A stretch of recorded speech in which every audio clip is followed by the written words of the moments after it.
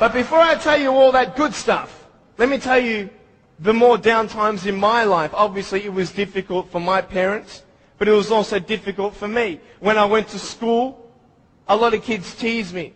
A lot of kids put me down. It was very difficult at starters to find friends, because everybody would look at me and think, well, maybe he also has a mental disability, and then people don't know how to approach me. But my parents encouraged me to speak with people. And as I speak, a lot of people would say, well, hey, he's just like everybody else, just with a few parts missing. You know, I'm just like you. I've just gone out on the limb a couple more times than you have for my friends. But it's all good. But it was very difficult at times, and I had no one to tell me that everything's going to be okay the way I wanted it said. Because the way I wanted it said was, I wanted to be able to believe someone when they said, Nick, it's okay. Everything's going to be okay. The problem is, if anyone did say that, even my parents at times, I would say, how do you know? How do you know how it feels to be in my position? You don't even know the future. How can you say that I'm going to have a good life? You cannot. Last January, within 3 weeks, 3 of my family members died. January 2005, my uncle, my grandfather, and one of my cousins. The day after my grandfather was buried, my uncle, 53-year-old man, had a heart attack, died. 5 days before he died, he was at the doctor's and everything was fine. What can you tell me to encourage me? Can you tell me anything? Only if you've been through it. And this is what I'm here about. I want to tell you, I was depressed. I had suicidal thoughts at the age of 8.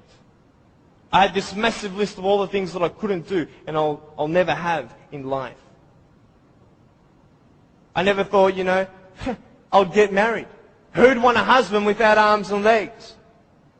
And I thought, even if I ever did get married, I'm not going to be even able to hold my wife's hand. I'm not going to be able to dance with my bride on our wedding night. I used to hate going to public parks and seeing fathers throwing up their kids in the air and sometimes dropping them. You know, I won't have that intimacy with my sons and my daughters. And I couldn't do this and I couldn't do that. And no one had any answers. And I thought I was the only one in such a predicament. What happened? What changed? The first thing I got you to write down was perspective. How you see your life is the first key. Who are you? And where are you in life? This is the first question I want to ask you. Even though the world can look at me, they can say, well, a guy having no arms and no legs, his potential is not unlimited, but limited. His potential, just because he has no arms and no legs, humanly speaking, in our logic, he's not going to be as successful as everybody else. Really? Why? Because of his disability. Really? What is a disability? Have you ever thought of that? A disability.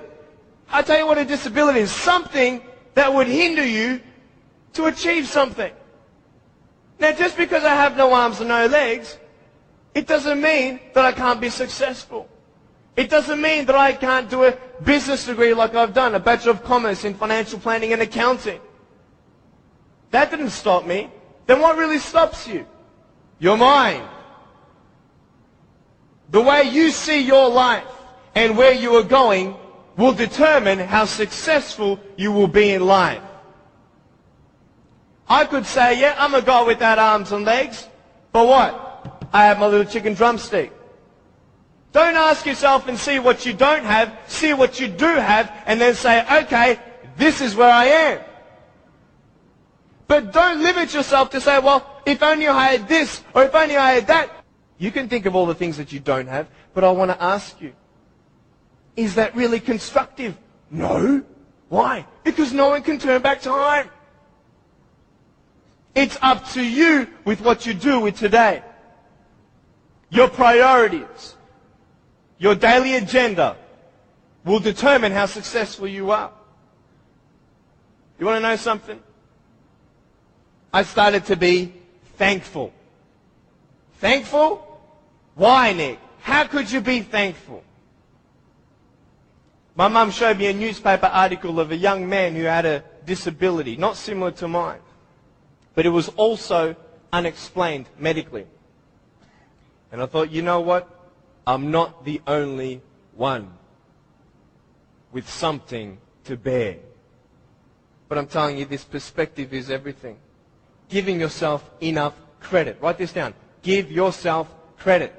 Even if the whole world told me that, Nick, you have no arms and no legs, you're not good enough, you're not going to reach your fullest potential, and even if you do, it's not going to be compared to anybody else's potential because you have no arms and no legs. Even if the whole world has that discouragement on you or their view on you, you don't have to believe them. You get it? You don't have to believe others' opinions. Because it's just an opinion. If a doctor comes to you and says, hey, I'm sorry, you've got cancer. What are you going to do? Get a second opinion. Right? Why? Because you want to make sure that he's right.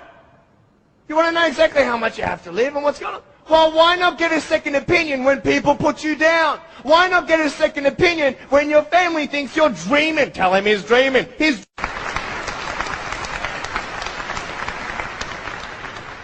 I wouldn't change anything about this.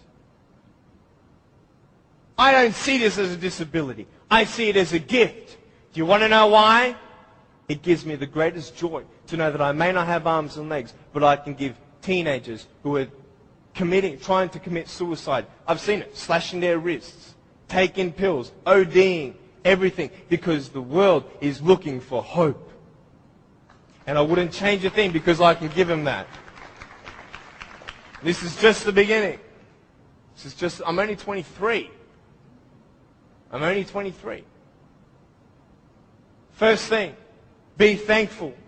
Know where you are.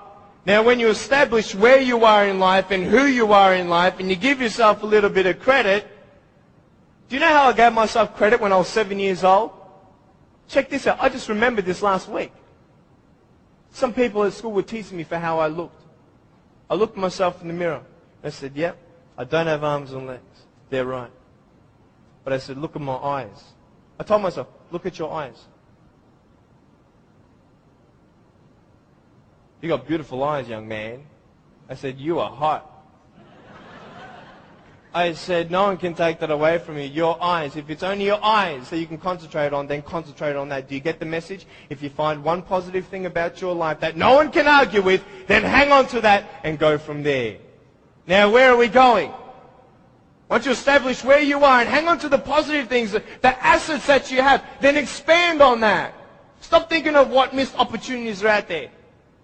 Because then you'll miss more. Where are you going? Vision. Vision. What is your vision?